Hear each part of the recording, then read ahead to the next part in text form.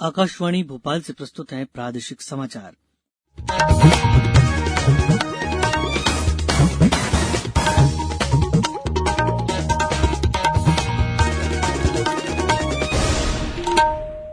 नमस्कार, समाचारों के साथ मैं रत्नेश सोनी। पहले मुख्य समाचार। प्रधानमंत्री नरेंद्र मोदी ने धर्मगुरुओं से अपने अनुयायियों तक वोकल फॉर लोकल का संदेश पहुंचाने की अपील की। प्रदेश में त्रिस्तरीय पंचायत चुनाव की तैयारियां शुरू, सभी जिला कलेक्टरों को मतदाता जागरूकता के कार्यक्रम शुरू करने के निर्देश। राज्य में कोरोना से स्वस्थ होने वालों की संख्या में हुआ इजाफा और सड़क दुर्घटनाओं में कमी लाने के लिए प्रदेश में जल्द ही सभी जिलों में कम्प्यूटरीकृत ड्राइविंग टेस्ट सेंटर स्थापित किए जाएंगे।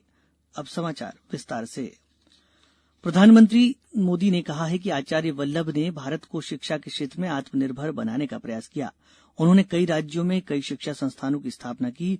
प्रधानमंत्री ने कहा कि देश महिला शिक्षा के क्षेत्र में योगदान के लिए इन संस्थाओं का ऋणी है। श्री मोदी ने संतों और महात्माओं से आग्रह किया कि वो वोकल फॉर लोकल यानी स्थानीय चीजों को अधिक महत्व देने के संदेश को अपने अनुयायियों तक पहुंचाएं। आज 21वीं सदी में मैं आचार्यों से, संतों से, भगवंतों से, ऋषियों से, कथाकारों से एक आग्रह करना चाहता हूं। जिस प्रकार से आजादी के आंदोलन की पीठिका भक्ति आंदोलन से शुरू हुई, भक्ति आंदोलन ने ताकत दी, वैसे ही आत्मनिर्भर भारत की पीठिका तैयार करने का काम भी हमारे संतों, महंतों, आचार्यों का है। आप जहां भी जाएं, जहां भी बोले, अपने शिष्य हो या संत जन हो, आपके मुंह से लगातार ये संदेश देश के हर व्यक्ति तक पहुंचते रहना चाहिए और वो संदेश है वोकल फॉर लोकल।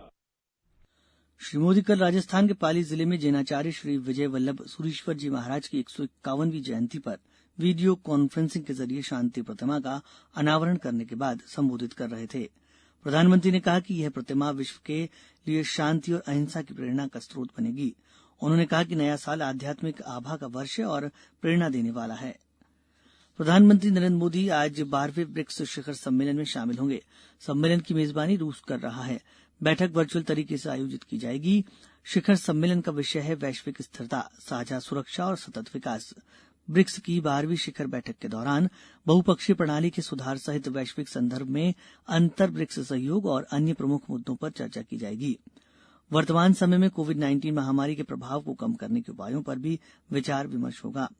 आतंकवाद का मुकाबला, व्यापार, स्वास्थ्य, ऊर्जा तथा लोगों के आपसी आदान प्रदान जैसे विषयों पर आपसी सहयोग के बारे में चर्चा की जाएगी। भारत ब्रिक्स देशों के संगठन की अध्यक्षता करेगा और 2021 में 13वें ब्रिक्स शिखर सम्मेलन की मेजबानी करेगा। राज्य निर्वाचन आयोग ने नगरीय निकाय और त्रिस्तरीय पंचायत चुनावों की तैयारियां शुरू कर दी हैं। राज्य निर्वाचन आयोग के सचिव डीवी सिंह ने कल सभी जिला कलेक्टरों को निर्देशित किया है कि नगरीय निकाय और त्रिस्तरीय पंचायत आम निर्वाचन के प्रति मतदाताओं को जागरूक करने के लिए प्रचार प्रसार की गतिविधियां शुरू करें। प्रचार प्रसार की गतिविधियों का कैलेंडर सभी जिलों को भेज दिया गया है। इस संबंध में की गई कार्यवाही की जानकारी राज्य निर्वाचन आयोग को भेजने के निर्देश भी दिए गए हैं। आयोग के सचिव डीवी सिंह ने बताया कि नवंबर के अंतिम सप्ताह में नगरीय निकायों और ग्राम पंचायतों में ईवीएम के संचालन की जानकारी दी जाएगी।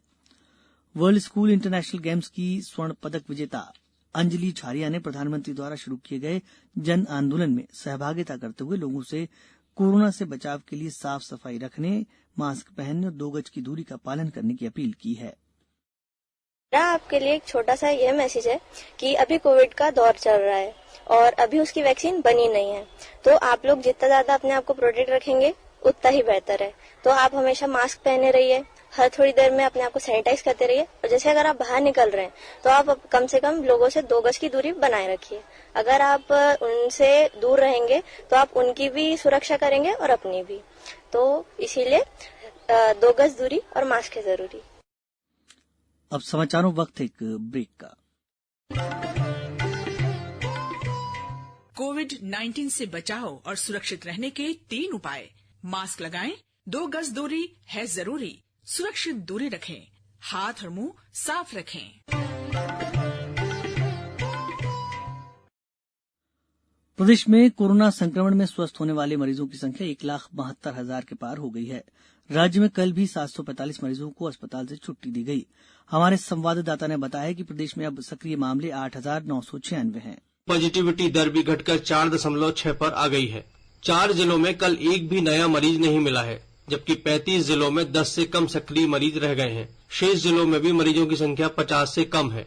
मध्य प्रदेश में कल सबसे ज्यादा 141 लोग भोपाल में संक्रमित हुए हैं। उधर पिछले 24 घंटों में कुल 597 नए मामले सामने आने के बाद राज्य में कोविड-19 मामलों की संख्या 1,84,000 तक पहुंच गई है। इसी तरह संक्रमण से पीड़ित 2 मरीजों की मृत्यु के साथ ही राज्य में मरने वालों की संख्या 3,092 हो गई है। मध्य प्रदेश में कल हुए करीब 13,000 से अधिक परीक्षणों के साथ ही राज्य में कुल परीक्षणों की संख्या भी 33 लाख को पार कर गई है। संजीव शर्मा, आकाशवाणी समाचार, भोपाल। इंदौर में पिछले 24 घंटों के दौरान 178 नए मरीज मिलने के बाद संक्रमितों की संख्या 35,860 तक पहुंच गई है। वहीं 149 मरीजों के संक्रमण मुक्त होने के साथ ही अब तक 33,202 मरीज स्वस्थ होकर घर लौट चुके हैं। खंडवा में 4 मरीजों के स्वस्थ होने पर कल उन्हें डिस्चार्ज किया गया। वहीं 5 नए मरीजों का पता चला है। नीमच में 177 नमूनों की जांच में 5 लोगों में संक्रमण की पुष्टि हुई है। उधर ग्वालियर में 55 और सतना में 15 नए प्रकरण सामने आए हैं। अमेरिका की बायोटेक कंपनी मॉडर्ना ने कल कोविड-19 वैक्सीन का ऐलान किया। कंपनी का दावा है कि यह वैक्सीन कोरोना के मरीजों को बचाने में 94.5% तक असरदार है। यह दावा लास्ट स्टेज क्लिनिकल ट्रायल के नतीजों के आधार पर किया गया है।